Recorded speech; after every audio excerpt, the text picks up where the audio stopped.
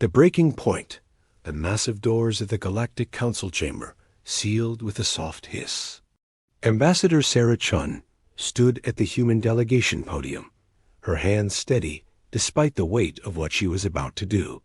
Beside her, Commander Jung-hoon Park kept his face neutral, but his fingers tapped against his datapad 3 taps, pause, 3 taps.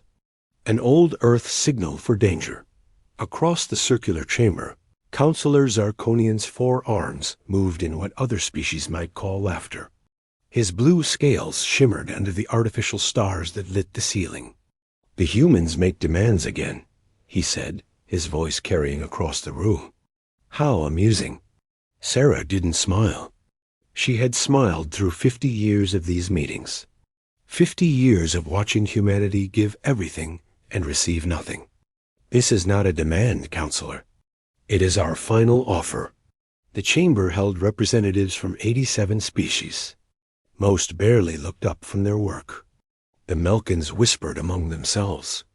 The Vredan ambassador cleaned his claws. Only the smaller species, the ones who knew what it meant to be ignored, watched carefully. "You want voting rights," Zarkonian said. "You want a permanent seat on the Security Council. You want equal access to the quantum gates." Each word dripped with mockery. Humans have been in space for only 200 years. The Zarkonian Empire has ruled for 3,000. And in those 200 years, Sarah replied, humans have created the medical protocols that saved your species from the Red Death. We designed the energy grids that power 30 core worlds. Our ships patrol the outer borders, keeping pirates away from your trade routes. Services you provide in exchange for protection and trade. Zarkonian waved 2 of his arms dismissively. You are paid well. Jung-hoon leaned forward slightly. Sarah saw his hand move to his communicator. Not yet, she thought. Give them one more chance. We protect ourselves, Sarah said. We never needed your protection. We stayed because we believed in the dream of a united galaxy. But unity means equality. The Vredan ambassador, a massive creature covered in gray shells, finally spoke. The human speaks of equality while her species breeds like insects. In another century, they will outnumber us all. Giving them power would mean the end of our traditions. Several delegates made sounds of agreement. The fear was always there, hidden under politics and protocol. Humans adapted too quickly. They learned too fast. They made friends with species others ignored. They turned dead worlds into gardens and built stations in impossible places. We have never forced our ways on anyone, Sarah said. We ask only for a voice equal to our contribution. Your contribution is noted and appreciated, Zarkonian said. But membership in the Council's inner circle is not bought with services. It is earned through time. Perhaps in another 1,000 years. No. The single word cut through the chamber. Sarah had not raised her voice, but something in her tone made every delegate stop. No more waiting. No more begging. No more accepting scraps while we hold your civilization together. Sarah touched her datapad, sending a file to every delegate's screen. This is the list of everything humans provide to the Galactic Council. Medical services, engineering, agriculture, defense, trade route protection, communication networks, research stations. The delegates looked at their screens. The list went on for pages. You have 72 hours to accept our terms, Sarah continued. Full membership, voting rights, Security Council seat, equal access to all resources and territories. She paused. Or we leave. Zarkonian scales shifted to a darker blue anger. You threaten us? You would abandon your colonies? Your trade agreements? Your precious Earth would be isolated, alone, defenseless. Sarah looked at Jung-hoon. He nodded once. Earth hasn't been defenseless since before we met you, Counselor. She raised her communicator to her lips. Around the chamber, other delegates leaned forward, suddenly understanding this was not another political game. "Ambassador," a small voice said. It was Vex, representing one of the newer species. "Please, let us discuss." 50 years of discussion led us here, Sarah said. She spoke into the communicator. "Commander Park, initiate Exodus Protocol. Authorization. Shun Alpha 77. Jung-hoon responded immediately. Confirmed. Exodus Protocol initiated. All human vessels, all human personnel, begin immediate withdrawal. The chamber erupted.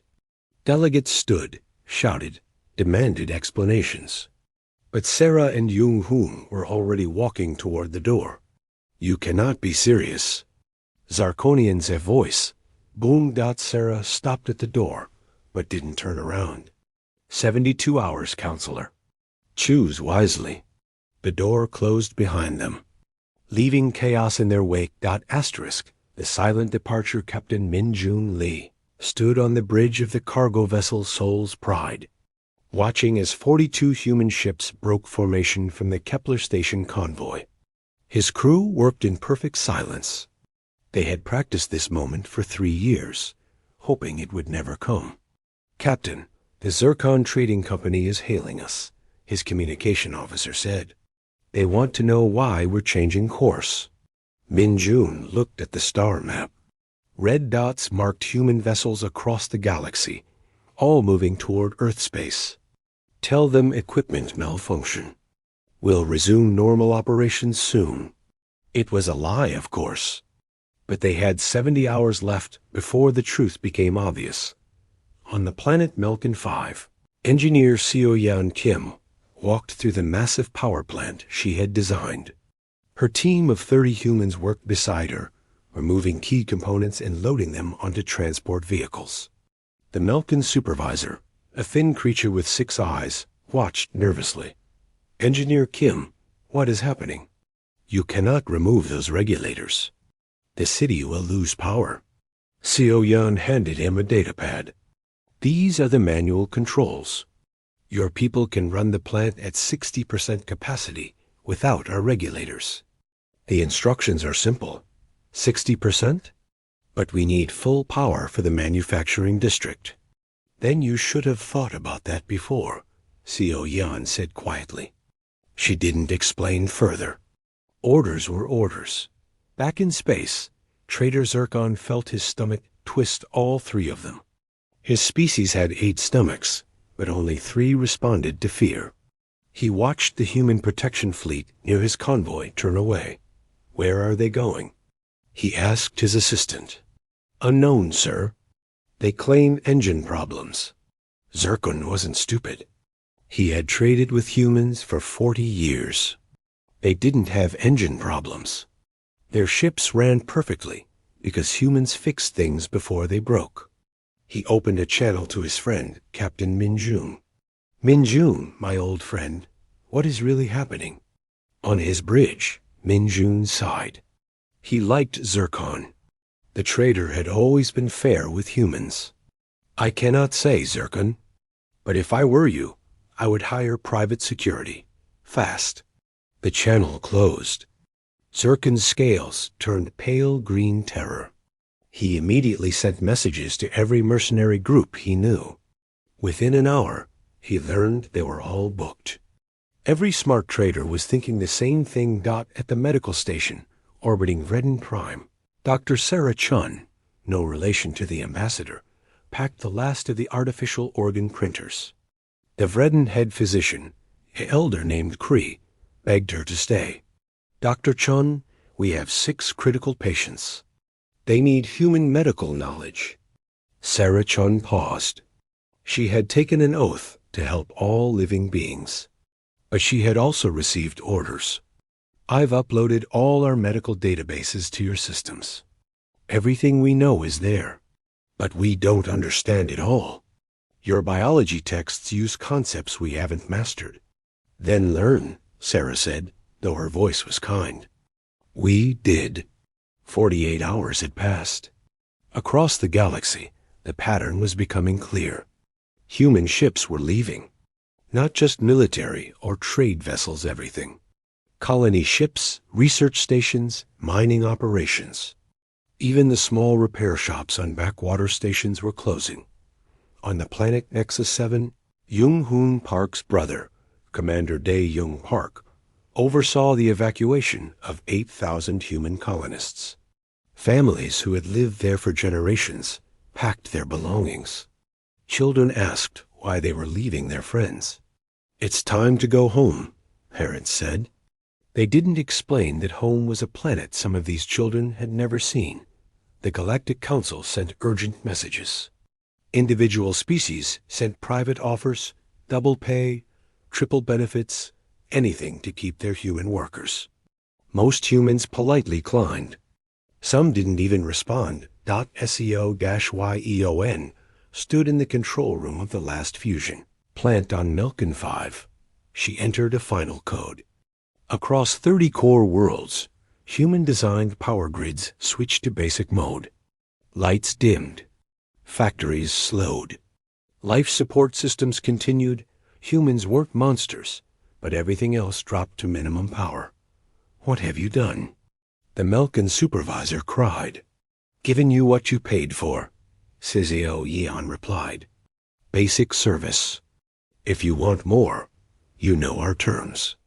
On the trading station Delta 9, Zircon watched his worst fears come true.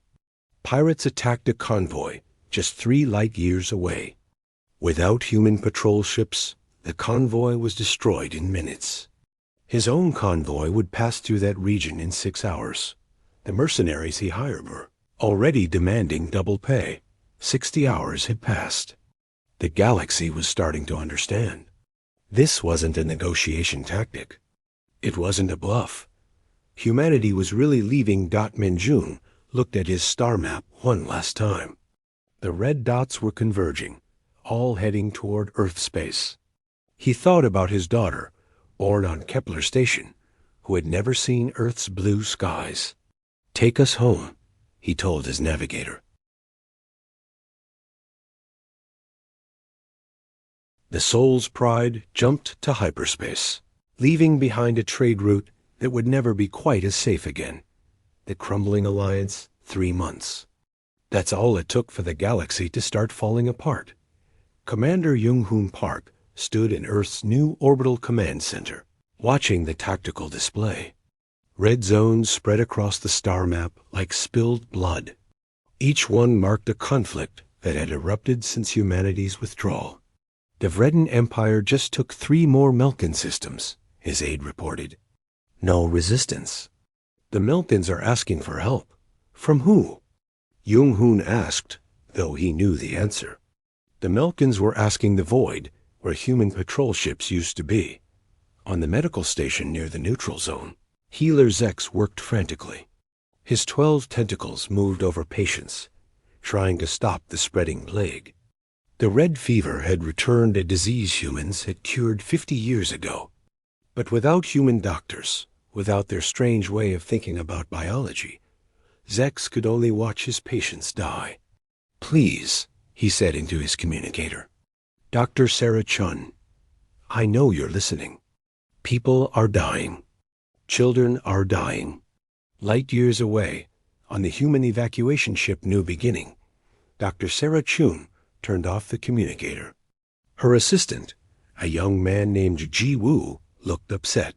"Doctor, we could send them the cure. Just the data."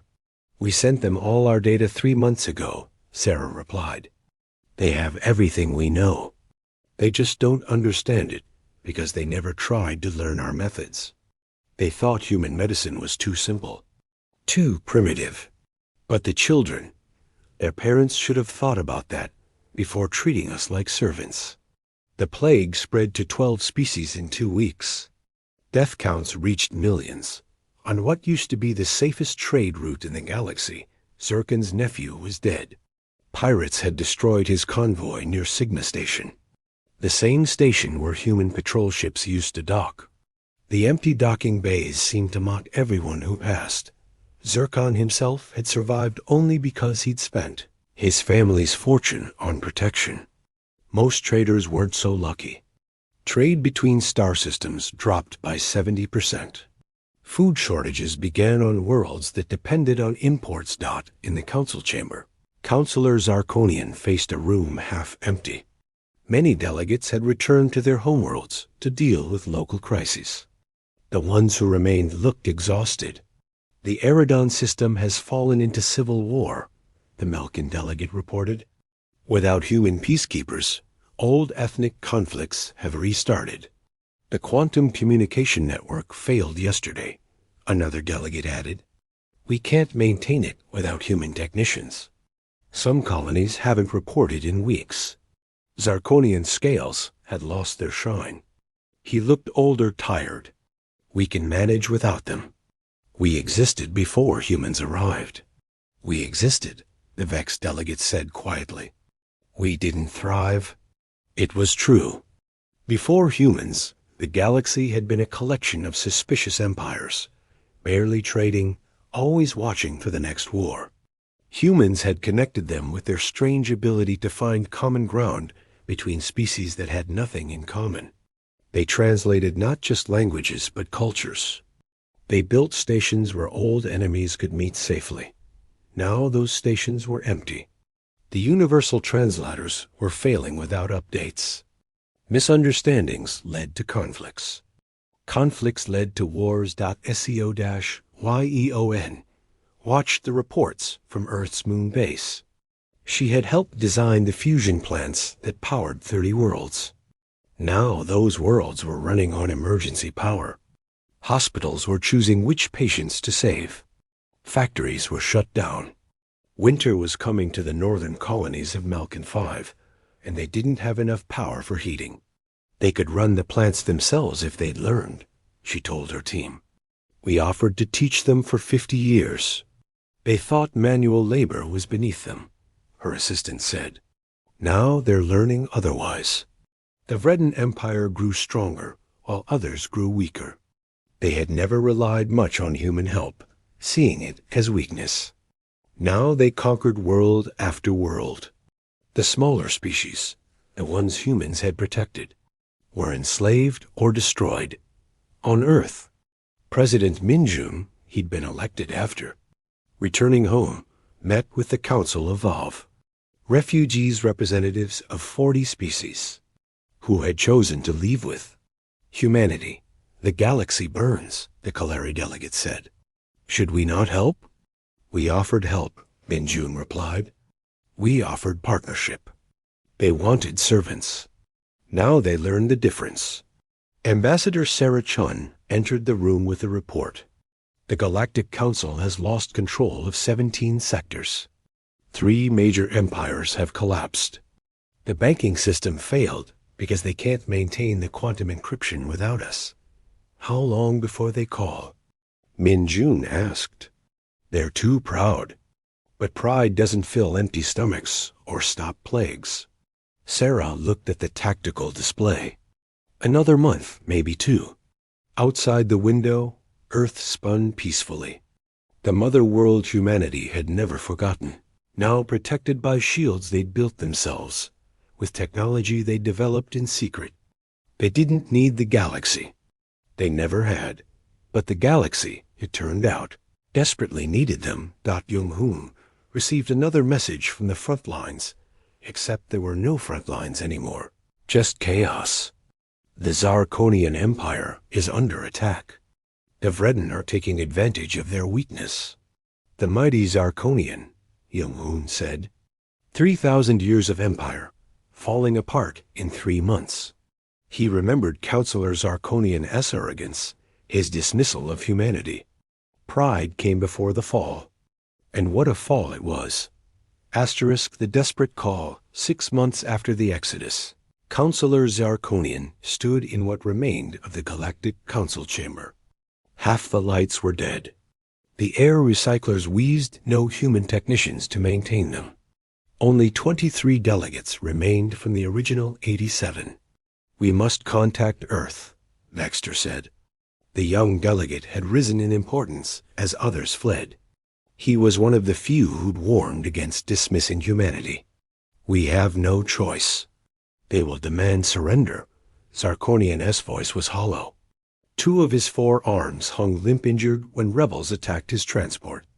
No human doctors to repair the nerve damage. We already have surrendered, the Malkan delegate said.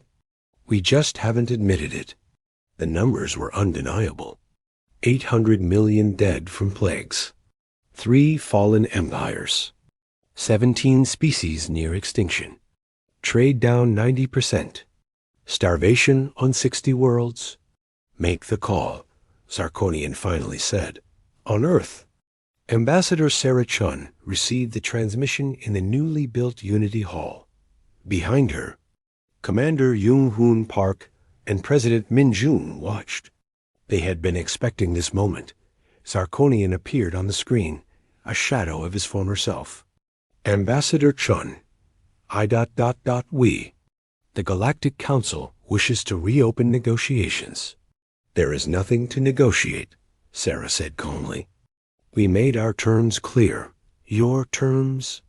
Sarkonian struggled with the words. Full membership. Security Council seat. Veto power. Resource rights. We accept. We accept everything. Sarah didn't smile. Behind her, Jung-hoon activated another screen showing the new human-allied Federation 40 species working in harmony. Their economies growing while the old galaxy collapsed. Those were our terms 6 months ago, Sarah said. Things have changed. Vexter leaned into view. Please, Ambassador. Billions are suffering. Surely humanity's compassion. Where was your compassion for 50 years? Jung-hoon interrupted. When humans died defending your trade routes. When our colonies were denied resources. When our children were banned from your schools. The silence stretched across light years. Sarah continued. We have built something new. A federation based on equality. The Coleri, the Threen, the Modic species you ignored, they stand with us as equals. Our combined economies are stable.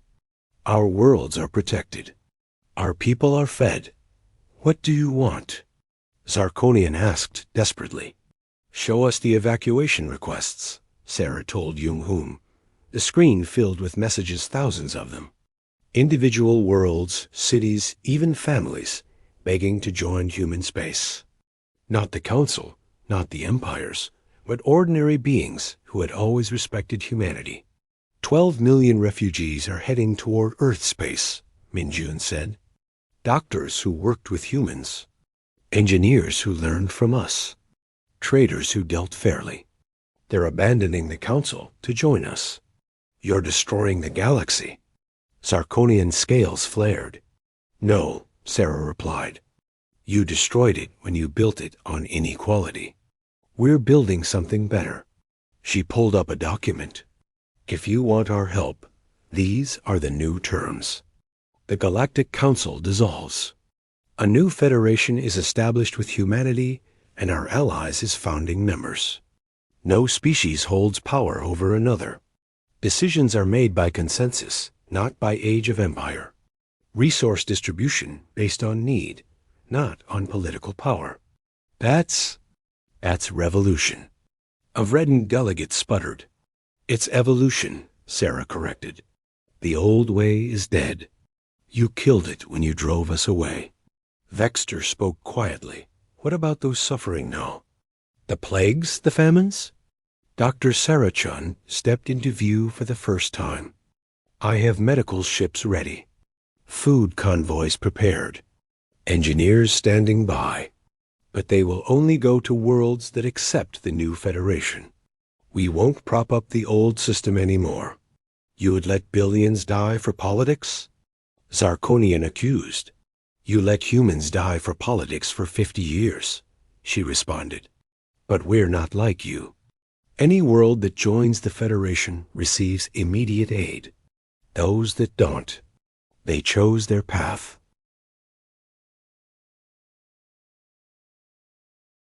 The communication crackled. In the background, alarms blared in the council chamber, another system failure. I need to discuss with the remaining council, Sarkonian said. You have 48 hours, Sarah said. But no, this individual worlds aren't waiting. 3 Melkin colonies joined us yesterday. A Redden mining world this morning. Your council becomes less relevant every day. She paused before ending the transmission. You once told me humans were too young to understand galactic politics. But age brought you arrogance, not wisdom.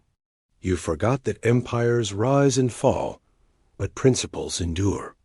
In 48 hours, you can join the future or remain in your crumbling past. The screen went dark. Jung-hoon looked at the tactical display. 17 more worlds have requested Federation membership in the last hour. The young Vreden Colonel Crix, he's leading a military coup, an intelligence officer reported. He wants to join us with his entire fleet. Min Jun stood at the window, looking at Earth. Ships from 40 species orbited peacefully, former enemies working together. They thought we were weak because we sought peace. They mistook our kindness for servitude. What do you think Zarkonian will do? Sarah asked. He'll resist until his own people remove him, Jung-hoon predicted. The old guard always does. A communication came in from Vexter, privately. His image appeared, looking tired but determined. Ambassador Chun, I speak for 27 delegates. We want to join your federation. Not in 48 hours. Now, can you help us leave the station? Sarah exchanged looks with Mingjun. He nodded. Human transport ships will arrive in 12 hours. Delegate Vexter. Welcome to the Federation. After Vexter's image disappeared, Jung-hoon smiled grimly. The council is finished. They just don't know it yet. Sarah watched more requests pour in. Entire sectors abandoning the old order. 50 years we asked to be treated as equals. Now they'll learn what we're truly capable of when we lead instead of follow. 1 year after the Exodus. The galaxy had a new map. President Min Jun stood in the Grand Assembly of the Galactic Federation, looking at representatives from 93 species. More than the old council ever had. The chamber itself was different. No elevated platforms, no hierarchy of seating. Every delegate sat at the same level, in a great circle. The medical relief for Sector 7 is approved, Min Jun announced. Dr. Chun's teams will arrive within the week.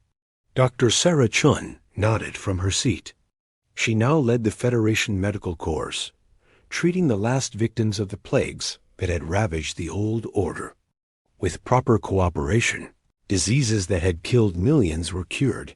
Ambassador Sarah Chun sat beside Vexter, who had become the Federation's first non-human vice president.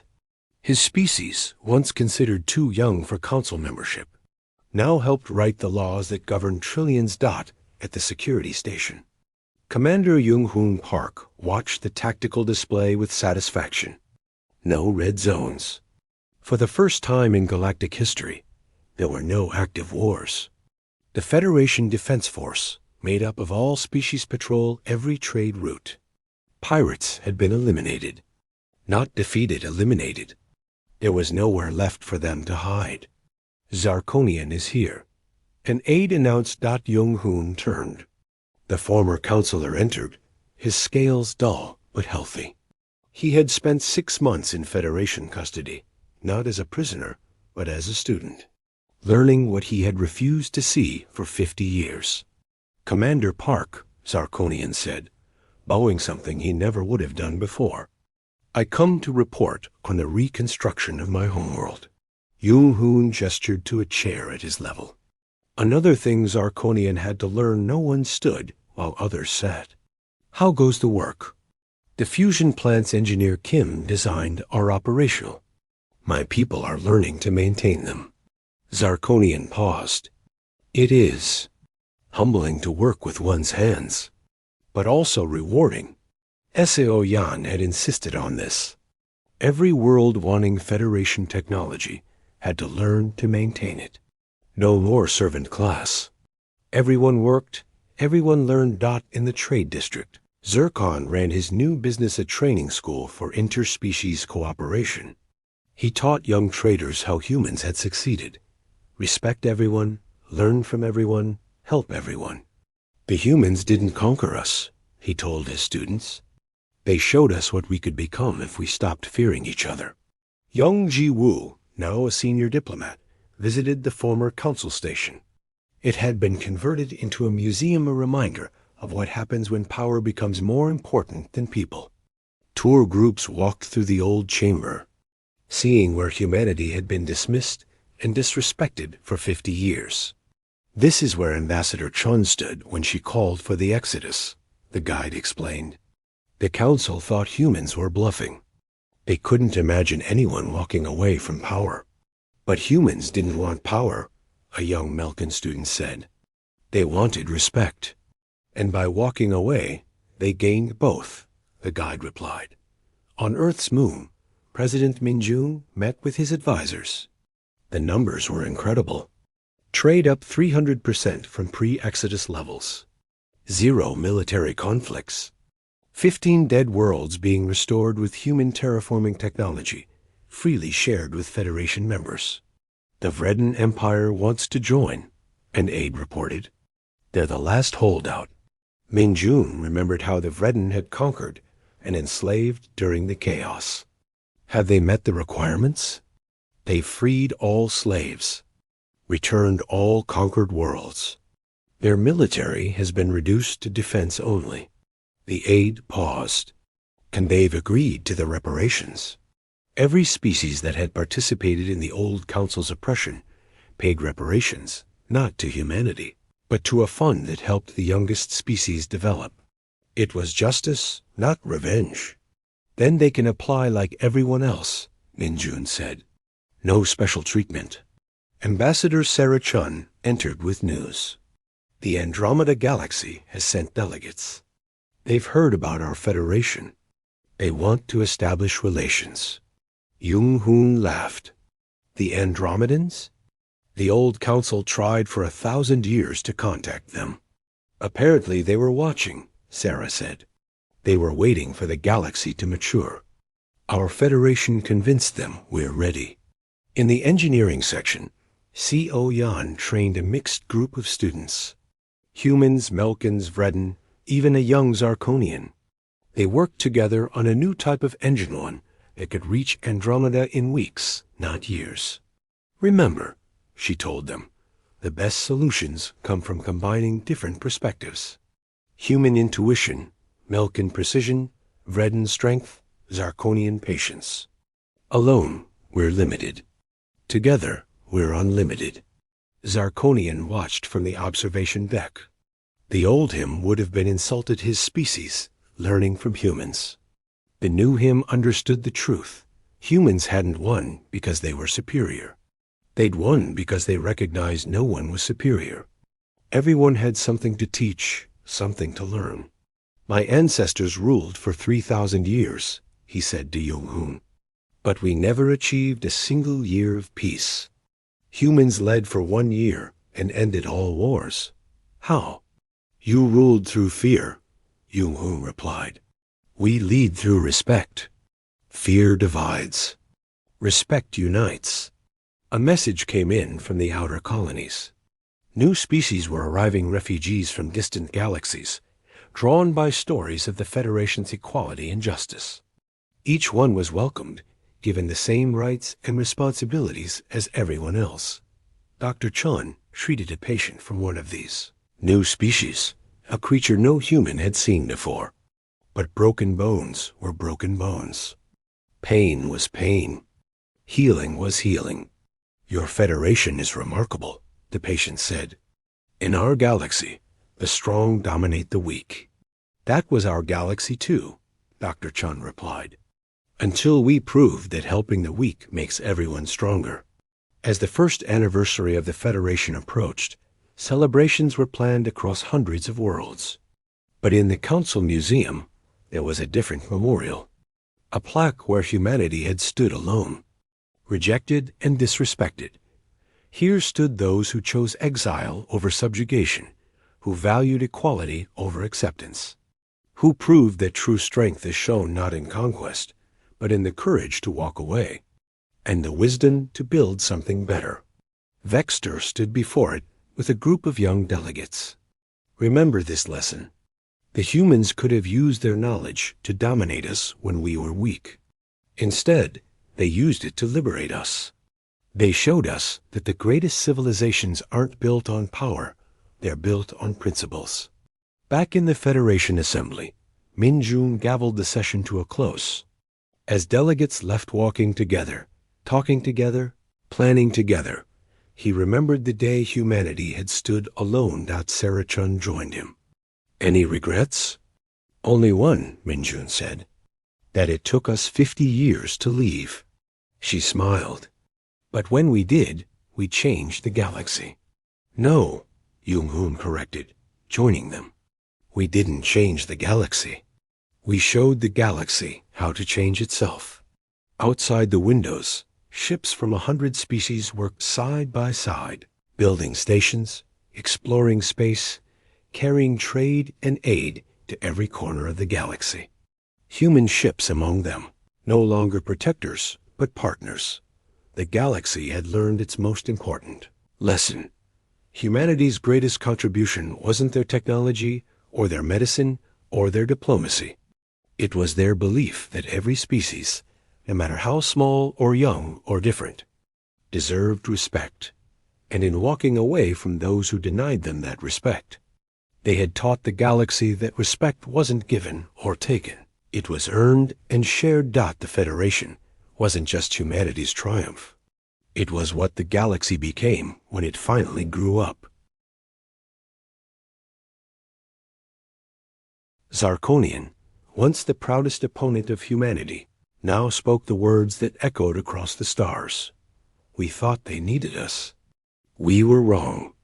We needed them, not to serve us, but to show us who we could be. The galaxy would never be the same.